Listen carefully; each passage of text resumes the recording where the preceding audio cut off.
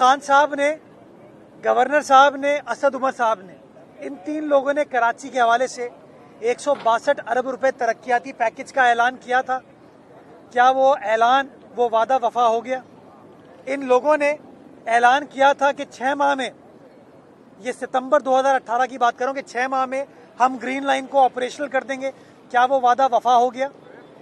ये इमरान इस्माइल साहब, गवर्नर साहब, जो कि माजी की हुकूमतों को बुरा भला कहते थे, आज उन्हीं हुकूमतों के स्टार्ट किए हुए कामों के ऊपर अपनी तख्ती लगा रहे हैं, अपना फीता काट रहे हैं। तो पता नहीं ये लोग कौन से ख्वाब देखते हैं, किस तरीके से ख्वाब देखते हैं, किन जगहों पे ख्वाब देखते हैं, उन ख्वाब के औकात क्या होते हैं, टाइम क्या होते हैं, उसके ऊपर मैं कमेंट नहीं कर सकता। लेकिन मैं समझता हूँ वक्त आ गया है कि उन ख्वाबों से बाहर निकलें और वादों को वफा करने के लिए कोई अमली जामा पहनाए।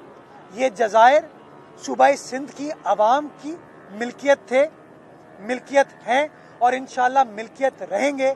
वफाकी हुकूमत को इन जज़ायर के ऊपर चाइना कटिंग हम नहीं करने देंगे।